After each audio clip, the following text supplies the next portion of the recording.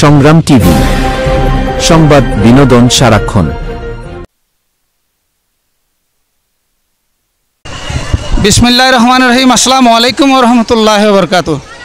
আজকে আমরা চট্টগ্রাম জেলার সীতাকুণ্ড উপজেলার 10 নম্বর সলিমপুর ইউনিয়নের খ্যাতনামা শিক্ষা প্রতিষ্ঠান করাতি মিয়া ফৌজদারহাট করাতি মিয়া উচ্চ বিদ্যালয়ের সামনে এমন একটা তীব্র সংকট নিয়ে আলোচনার জন্য আমন্ত্রণ জানিয়েছি করাতি মিয়া উচ্চ বিদ্যালয়ের সম্মানিত প্রধান শিক্ষক জনাব আমিনুল ইসলাম এবং 80 দশকের ছাত্রনেতা, জাদরেল ছাত্রনেতা, চট্টগ্রাম থানার সীতাকুণ্ড উপজেলার আগামী দিনের বাংলাদেশ জাতীয়তা বিএনপির সাবেক যুগ্ম মহাসচিব লায়ন মোহাম্মদ আসলাম চৌধুরীর বিশ্বস্ত সিপাহসালার বিশ্বস্ত জনাব মোহাম্মদ মোরসালিন আপনাকে সংগ্রাম টিভিতে আমন্ত্রণ জানাচ্ছি।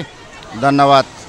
সংগ্রাম টিভিকে আজকে এমন একটি উদ্যোগ নেওয়ার জন্য আমি আন্তরিক অভিনন্দন জানাচ্ছি, ধন্যবাদ জানাচ্ছি এবং সংগ্রাম টিভির উত্তরোত্তর সাফল্য কামনা করছি।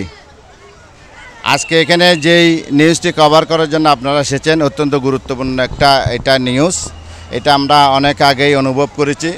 ফৌজদারহাট বাজার একটি জনবহুল এলাকা। এখানে রাস্তার ঢাকা চট্টগ্রাম মহাসড়কের পূর্বপাশে 2টি হাই স্কুল, 2টি প্রাইমারি স্কুল, আরও অনেক ব্যবসায়িক প্রতিষ্ঠান রয়েছে। ছাত্রছাত্রীরা ঢাকা চট্টগ্রাম মহাসড়ক পার হতেই অত্যন্ত বেগ পেতে হয়, কেননা এটা একটি ব্যস্ততম মহাসড়ক। এই অত্যন্ত বেগ পেতে হয়। এই সড়কের উপরে একটি ফুট ওভারব্রিজ হলে ছাত্রছাত্রীদের জন্য অনেক উপকার হবে।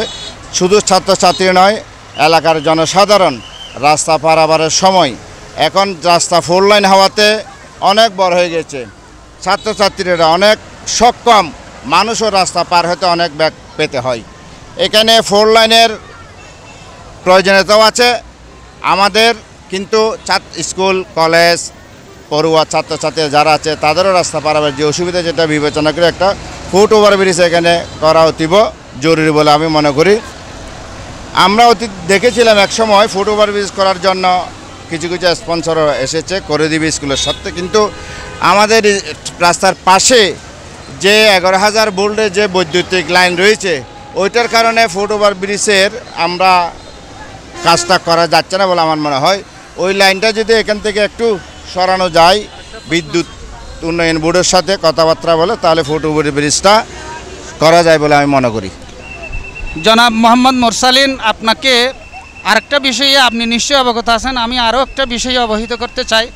একই সংকট, একই সমস্যা আমাদের শ্রদ্ধাভাজন সীতাকুণ্ডের নয়নমণি কেন্দ্রীয় বিএনপির যুগ্ম মহাসচিব লায়ন মোহাম্মদ আসলাম চৌধুরীর বাড়ির প্রবেশপথে এইখান থেকে 1/4 কিলোমিটার দূরে জলিল গেটে একটা ফৌজদার স্টেশনের একটা এরিয়া, একই সমস্যা দীর্ঘদিন ধরে বিরাজমান।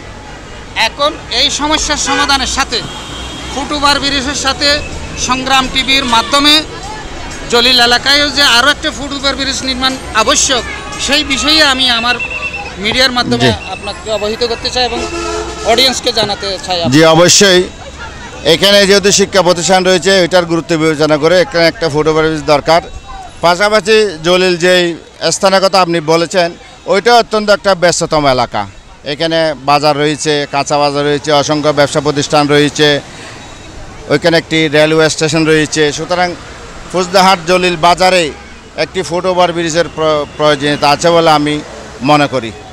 ধন্যবাদ জনাব মোহাম্মদ মোরসালিন। আপনার সুস্থ স্বাস্থ্য, সুষ্ঠু রাজনৈতিক জীবন এবং সমাজের জনগণের সেবা করার যে মহান ব্রত নিয়ে আপনি রাজনীতির ময়দানে সক্রিয় আছেন, আমি আপনার রাজনৈতিক জীবনের সাফল্য কামনা করছি আমার সংগ্রাম টিভির পক্ষ থেকে।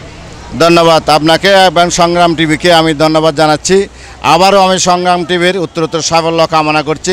এরকম গঠনমূলক একটি নিউজ করে সমাজের জনসচেতনমূলক একটা নিউজগুলো করে সংগ্রাম টিভি তাদের অগ্রযাত্রা অব্যাহত রাখবে এই আশাবাদ ব্যক্ত করছি। ধন্যবাদ আপনাকে আবারও ধন্যবাদ। জনাব আমিনুল ইসলাম, সম্মানিত প্রধান শিক্ষক, সংক্ষিপ্তভাবে আপনার কিছু বলার থাকবে মেসেজ। আমি ইতিমধ্যে বলছি, আমার সম্মানিত আমার পূর্ব আলোচন জনাব মুরসালিন সাহেব বিস্তারিত বলেছেন।